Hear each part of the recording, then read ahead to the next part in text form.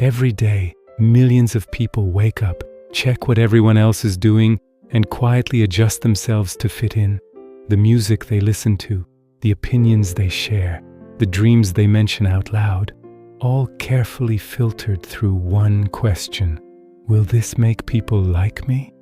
And somewhere in the middle of all that adjusting, they lost something. Not dramatically, not all at once, just slowly, quietly, piece by piece, until one day they looked in the mirror and didn't fully recognize the person looking back.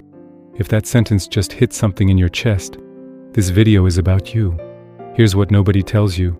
Losing yourself trying to fit in isn't weakness. It isn't stupidity. It isn't a character flaw.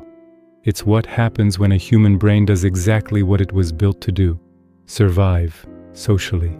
For thousands of years, being rejected by your group wasn't just uncomfortable. It was dangerous. No tribe meant no food, no protection, no survival. Your brain still carries that ancient wiring. When it senses social rejection coming, it panics and it starts making trades. A little bit of your personality here, a real opinion there, a dream you stopped mentioning because nobody seemed impressed. Your brain wasn't betraying you, it was protecting you. The problem is, the threat isn't real anymore, but the trades keep happening anyway. Psychologists call this self-concept suppression. When you repeatedly hide parts of yourself to gain social approval, your brain starts treating those hidden parts as liabilities. Things to be managed, kept quiet, eventually forgotten. And here's where it gets uncomfortable. Research from the University of Michigan found that people who consistently suppress their authentic self to fit in show measurably higher rates of anxiety, emotional exhaustion, and identity confusion over time.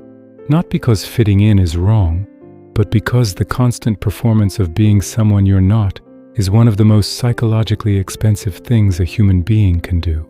Your brain is running two versions of you simultaneously, the real one and the one everyone sees. That gap between who you actually are and who you perform being, that's where the exhaustion lives. It never starts dramatically. It starts with something small.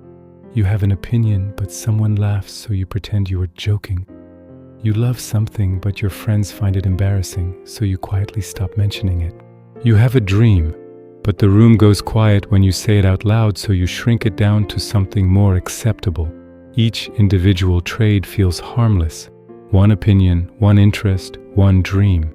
But your identity isn't built from dramatic moments. It's built from thousands of these tiny trades, and you've been making them for years. Psychologists call this gradual self-erosion. And the terrifying thing about it is, you don't notice it happening. You only notice the result, the hollow feeling, the exhaustion, the strange sense that you're performing your own life rather than living it. And then the loop begins. The more you suppress who you are, the less people actually know the real you. Which means any connection you build is built on the performance, not the person. Which means even when people like you, it doesn't feel like enough, because deep down you know they don't like you. They like the version of you that you constructed for them. So you feel lonely even in rooms full of people who like you, and that loneliness makes you perform harder, suppress more, adjust further, until the performance becomes so automatic you forget it's a performance. This is what psychologists call identity foreclosure, when the adapted self becomes so dominant that the real self stops showing up at all. Not because it's gone, but because it hasn't been invited in so long it stopped trying. Here's the part nobody wants to hear. Most of the people you changed yourself for don't even remember the specific moments that made you change. The person whose approval you reorganized your personality around, they've forgotten that conversation. They've moved on. They're not thinking about you, but you're still carrying the trade you made that day. Research on social conformity from Columbia University found something deeply unsettling. People consistently overestimate how much others are paying attention to them. We change ourselves for an audience that isn't nearly as attentive as we think. You lost pieces of yourself performing for people who weren't even watching that closely. That's not their fault. It's just how human attention works. But it means the price you paid was real, and the person you paid it to has already moved on. So who are you actually? Not who you are at school, not who you are around your family, not the version of you that shows up when you're trying to impress someone. Who are you when nobody is watching and nothing is at stake? Most people who've spent years fitting in can't answer that question immediately. And that gap between being asked and knowing the answer, that's the real damage.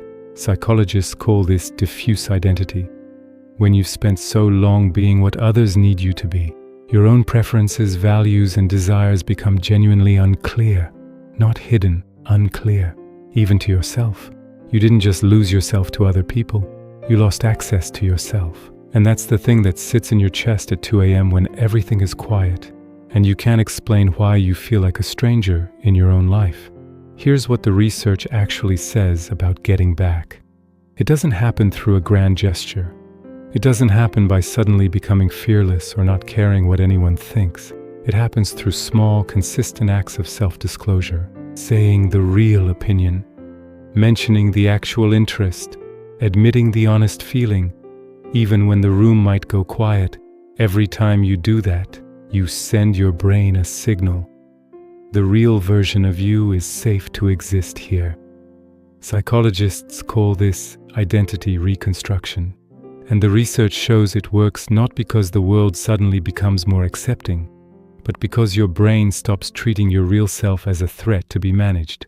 You don't need to burn your social life down to find yourself again. You just need to start making different trades, small ones, consistently. One real opinion, one honest admission, one interest you stop pretending to be embarrassed about. If this video hit something real, you didn't lose yourself because you were weak. You lost yourself because your brain was doing exactly what brains do, keeping you safe, keeping you connected, keeping you alive socially. But you're not in danger anymore. The people worth keeping in your life, they don't need the performance. They want the person underneath it. And that person has been there the whole time, waiting for you to stop apologizing for existing. If this resonated, the next video goes even deeper into why so many people feel like strangers in their own lives and what's actually happening psychologically when that feeling won't go away.